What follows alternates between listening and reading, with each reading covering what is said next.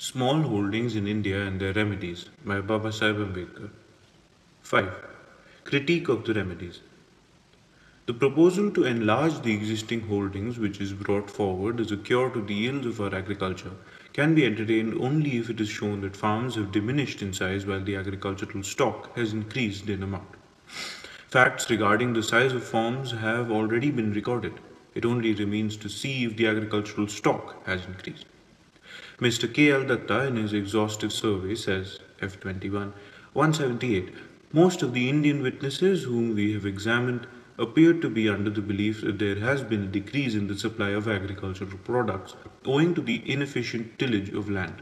It was said that land is now not cultivated as carefully and efficiently as before, owing to the scarcity and dearness of plough, cattle, and labor. In order to effect a saving in the cost of cultivation, cultivators do not also plough their lands as often as they did before, and manuring and weeding, as also the amount of irrigating where wells are used for the purpose, have all been reduced. 179. As regards the scarcity of plough cattle, the figures bear testimony to the deplorable effects of famine, the inevitable result of which has always been to reduce the number of cattle, though the deficiency is generally made good in a few years if otherwise favorable. The number of plough cattle in the latest year, 1908 to 1909, included in the statement was lower than in the commencement, 1893 to 1894, in some of the circles, namely Assam, Bundelkhand, Agra provinces, north and west, Gujarat, Deccan, Berar, Madras, north and Madras, west. Although great reliance cannot be placed on these statistics, they can be accepted as showing that in some areas, at any rate, there has been a dearth of plough cattle. Regarding the existence of capital, Mr. Elliot James says, the riots have a keen eye to the results of a good system of farming as exhibited on model farms, but they cannot derive much good from the knowledge, though they may take it in and thoroughly understand that superior tillage and proper manuring mean a greater outturn in crops. Their great want is capital. F22. The farmer knows, says the same author, that his agricultural equipment is inefficient and antiquated, but he cannot substitute better ones in its place, for a superior class of cattle and superior farm implements mean to him so much outlay of what he is not, money. Similar facts for the Baroda state have been collected in another connection by Mr. M. B. Nanavati, Director of Commerce and Indus. But unfortunately, he did not bring his knowledge of such facts to bear upon the conclusions of the Committee for the Consolidation of Holdings in the state, of which he was also a member, apparently thinking that the size of a holding bore no relation to the instruments of production. He bemoans that the farmers are not fully equipped with draught cattle. They have today, 1913, 834901 bullocks, etc., for use on farms, that is, one pair for 36 bighas of land. On an average, a pair of good bullocks can cultivate 25 bighas. But the present breed has much deteriorated and one pair is supposed to cultivate 20 bighas at the most, while the present actual averages come to about 36. Under the circumstances, it is not likely that ploughing can be deep. It must be like scratching the surface. The small cultivators do not possess any drought cattle and at the most a single one, and cultivate land in cooperation with their friends similarly situated. As for farm implements, there are 145,364 ploughs in the state, that is 1 for 2 khatidars. It must be understood here that the number of cultivators and tenants is much more than 3 lakhs. Every one of them needs full equipment. Therefore, actually the average must be much smaller than shown above, F23. In fact, the equipment for agricultural production in the state has considerably deteriorated since 1989, as shown by the table below. Year, domestics, plough, carts, plough cattle, other. 1898, 175989, nil, 415089, 570517. 1910, 151664, 68946, 334801, 509416. Given this state of affairs, can we not say with more propriety that not only the existing equipment is inadequate for the enlarged holdings, but that the existing holdings, small as they are too big for the available instruments of production other than land? Facts such as these, interpreted in the light of our theory, force upon us the conclusion that the existing holdings are uneconomic, not, however, in the sense that they are too small, but that they are too large. Shall we therefore argue that the existing holdings should be further reduced in size with a view to render them economic in the sense in which we have used the term? Unwary readers might suppose that this is the only logical and inevitable conclusion, a conclusion that is in strange contrast with the main trend of opinion in this country. Contrary, no doubt, the conclusion is, but it is by no means inevitable.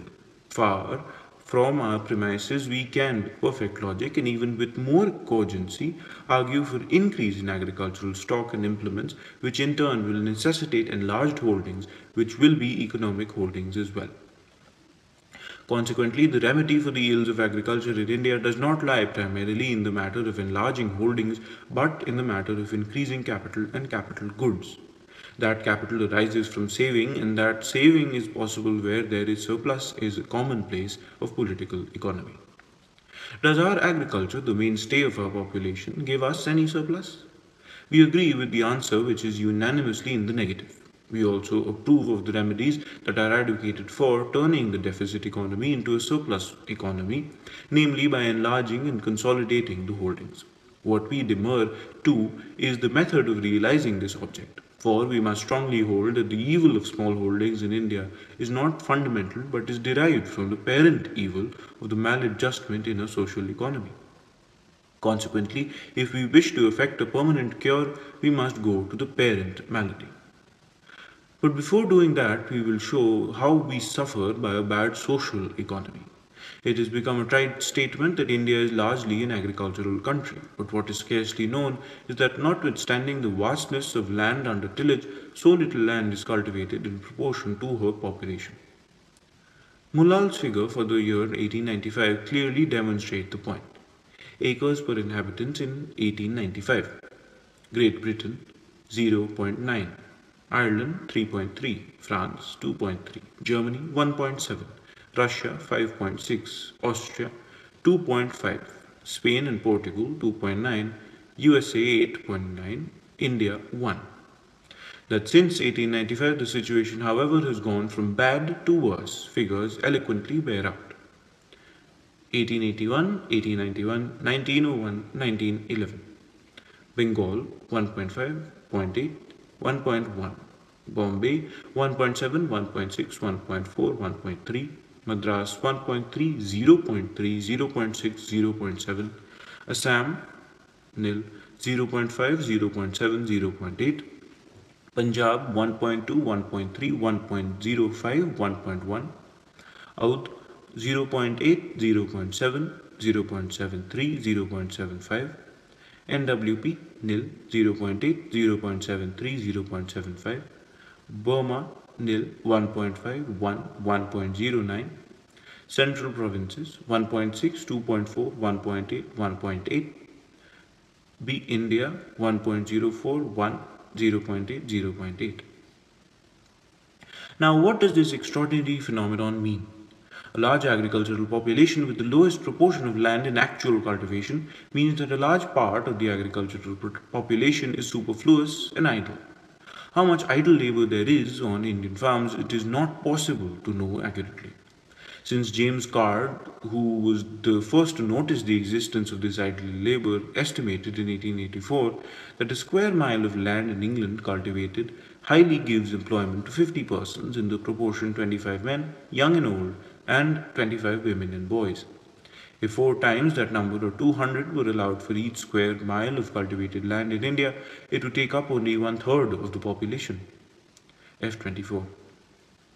Out of the total population of 254 millions in 1881, nearly 2/3 were returned as agricultural. Allowing, as per estimate, 1/3 to be taken up, we can safely say that a population of equal magnitude was lying idle instead of performing any sort of productive labor. With the increasing ruralization of India and a continually decreasing proportion of land under cultivation, the volume of idle labor must have increased to an enormous extent. The economic effects of this idle labor are twofold. Firstly, it adds to the tremendous amount of pressure that our agricultural population exerts on land. A quantitative statement will serve to bring home to our mind how high the pressure is. Mean density per square mile in 1911. Oudh and NWP, Bengal, Madras, Punjab, Bombay, Assam, Berar and CP, Coorg, British Burma. Percentage of total area of cultivated land 427, 551, 291, 177, 145, 115, 122, 111 and 53. Such high pressure of population on land is probably unknown in any other part of the world. The effect of it is, of course, obvious. Notwithstanding what others have said, this enormous pressure is the chief cause of the subdivision of land. It is the failure to grasp the working of this pressure on land that makes the law of inheritance such a great grievance. To say that the law of inheritance causes subdivision of land is to give a false view by inverting the real situation. The mere existence of the law cannot be complained of as a grievance. The grievance consists in the fact that it is invoked. But why is it invoked even when it is injurious? Simply because it is profitable. There is nothing strange in this. When farming is the only occupation, to get a small piece of land is better than to have none. Thus, the grievance lies in the circumstances which put a premium on these small pieces of land. The premium is, no doubt, due to the large population depending solely on agriculture to eke out its living. Naturally, a population that has little else to offer to agriculture will try to invoke every possible cause to get a piece of land, however small. It is not, therefore, the law of inheritance that is the evil, but it is the high pressure on land which brings it into operation.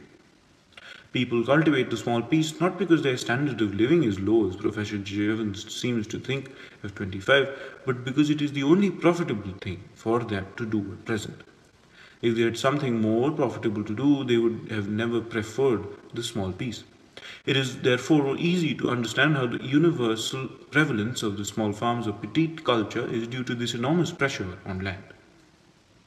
In spite of the vehement struggle that our agricultural population maintains in trying to engage itself productively as cultivators of a farm, however small, it is true that judged by the standard of Sir James Caird, a large portion of it is bound to remain idle. Idle labour and idle capital differ in a very important particular. Capital exists, but labour lives. That is to say, capital when idle does not earn, but does not also consume much to keep itself. But labour, earning or not, consumes in order to live. Idle labour is therefore a calamity, for if it cannot live by production as it should, it will live by predation as it must. This idle labour has been the canker of India, gnawing at its vitals. Instead of contributing to our national dividend, it is eating up what little there is of it. Thus, the depression of our national dividend is another important effect of this idle labour. The income of a society as of an individual proceeds, one, from the efforts made, and two, from possessions used.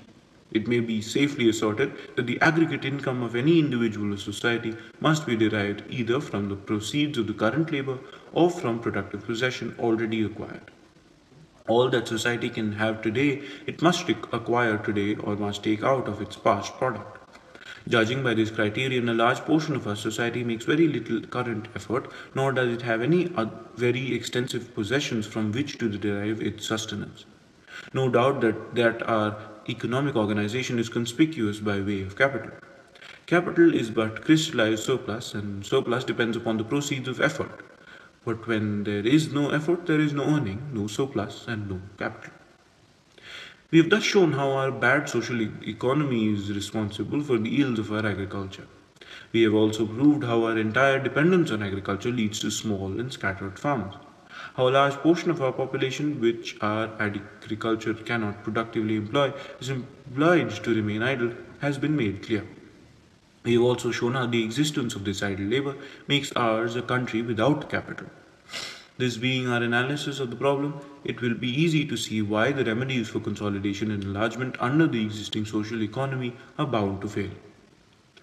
Those who look on small holdings as the fundamental evil naturally advocate their enlargement. This, however, is a faulty political economy, and as Thomas Arnold once said, a faulty political economy is the fruitful parent of crime.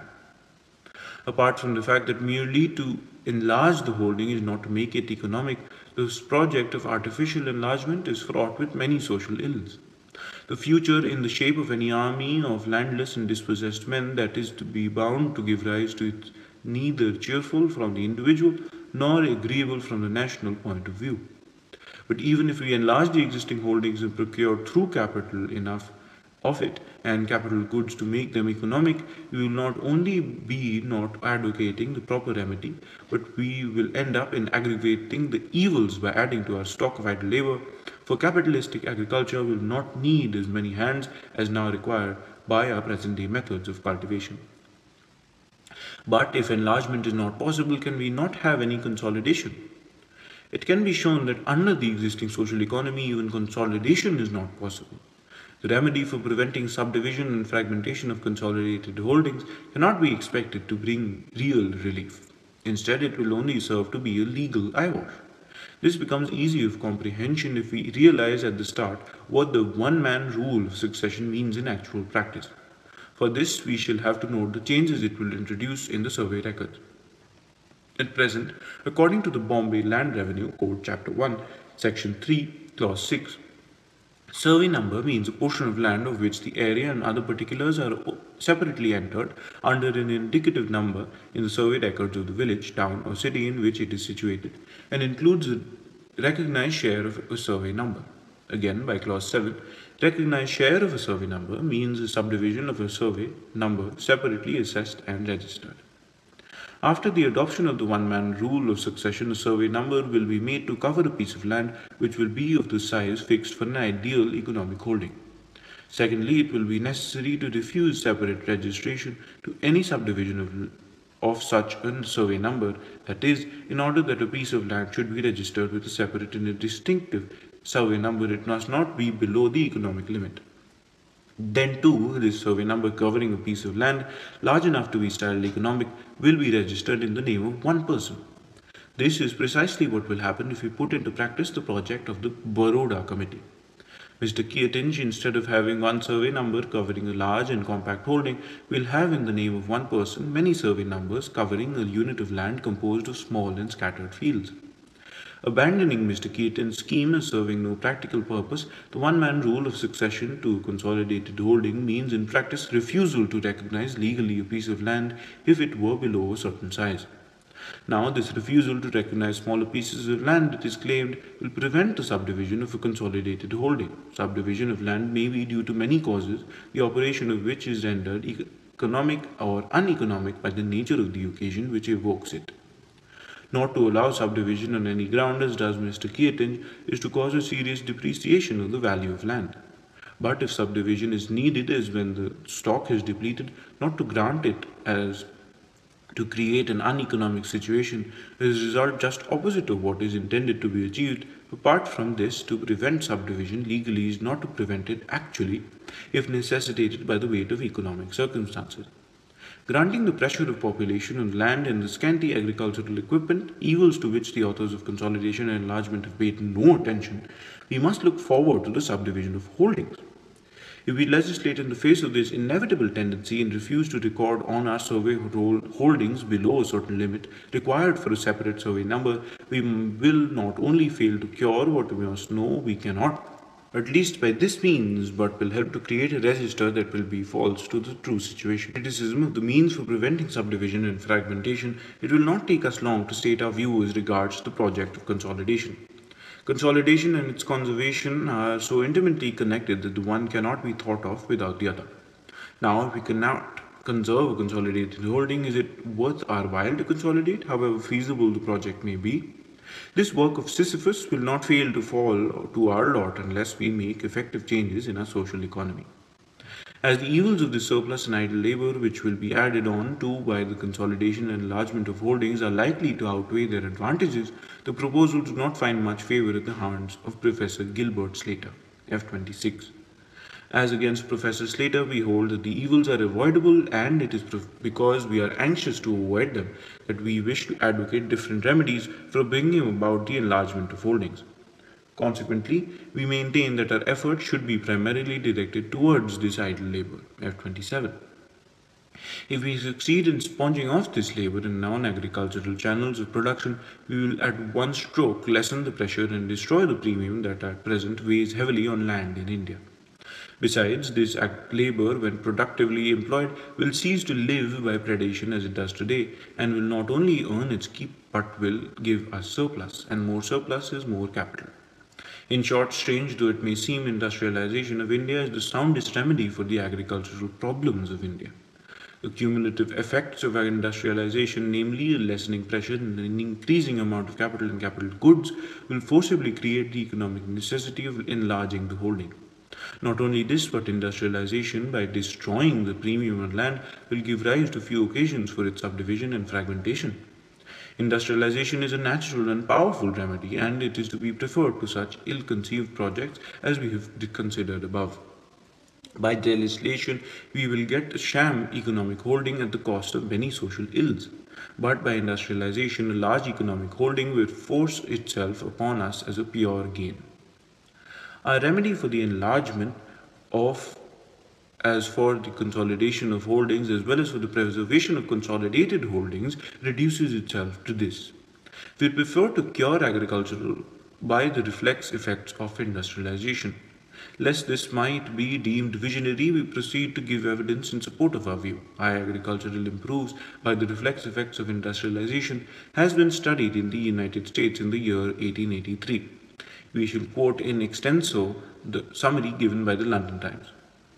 The statistician of the Agricultural Department of the United States has shown in a recent report that the value of farmlands decreases in exact proportion as the ratio of agriculture to other industries increases.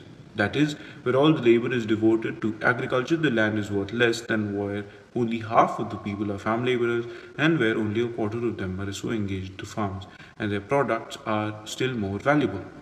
It is in fact proved by statistics that diversified industries are of the greatest value to a state, and that the presence of a manufactory near a farm increases the value of the farm and its crops. It is further established that dividing the United States into four sections or classes with reference to the ratio of agricultural workers to the whole population, and putting those states having less than 30% of agriculture and of agricultural laborers in the first class, all having over 30 and less than 50 in the second, those between 50 and 70 in the third, and those having 70 or more in the fourth, the value of farms is in inverse ratio to the agricultural population, and that whereas in the purely agricultural section, the fourth class, the value of farms per acre is only $5.28, in the next class it is $13.03, in the third $22.21, and in manufacturing districts $40.09. This shows an enormous advantage for a mixed district. Yet, not only is the land more valuable, the production per acre is greater and the wages paid to farm hands larger. Manufacturers in varied industries thus not only benefit the manufacturers but are of equal benefit and advantage to the farmers as well. This will show that ours is a proven remedy. It can be laid down without fear of challenge that industrialization will foster the enlargement of holdings and that it will be the most effective barrier against subdivision and fragmentation. Agreeing in this, it may be observed that industrialization will not be a sufficient remedy for consolidation. That it will require direct methods may be true, but it is also true that industrialization, though it may not bring about consolidation, will facilitate it. It is an incontrovertible truth that so long as there is the premium on land, consolidation will not be easy, no matter how equitable principles it is proposed to be carried out. Is it a small service if industrialization lessens the premium as it inevitably must? Certainly not. Consideration of another aspect of consolidation as well points to the same conclusion that industrialization must precede consolidation. It should never be forgotten that unless we have constructed an effective barrier against the future subdivision and fragmentation of a consolidated holding, it is idle to lay out plans for consolidation. Such a barrier can only be found in industrialization, for it alone can reduce the extreme pressure which, as we have shown, causes subdivision of land. Thus, if small and scattered holdings are the ills from which our agriculture is suffering, to cure it of them is undeniable to industrialize. But just where does India stand as an industrial country? England and Wales, Germany, USA, France, India. Rural and urban for each. 1790. USA rural 87.5, 1840 77.5, France rural 75.6 and urban 24.5. 1851, England and Wales rural 49.9, urban 50. 1871, 38.2, 61.8, Germany urban 36, USA rural 47.6. 1881, 32.1, 67.9, 41, 44.3, USA urban 29.5. 1891, 27.9, 72.05, 47, 39.2, 36.1, India rural 64.4. 1901, 23, 77, 54, 34.7, 50, 67.5. 1911, 19.9, 78.1, nil, 33.0, 46.3, France rural 57.9, France urban 42.1, India rural 71.5. The figures for the various countries do not correspond with the years. The range of variation is 3 years. Sir Robert Giffin, after a survey of the economic tendencies of various countries, concludes that the wants of men increasing with their resources, the proportion of people engaged in agriculture and mining and analogous pursuits in every country is destined to decline, and that of people engaged in miscellaneous industry, in other words, in manufacturers, using the latter phrase in a wide sense, to increase. F28. Figures for India, however, run counter to this dictum, illustrating a universal tendency observed by an expert. While other countries like the USA, starting as agricultural, are progressively becoming industrial, India has been gradually undergoing the woeful process of de-urbanization and swelling the volume of a rural population beyond all means.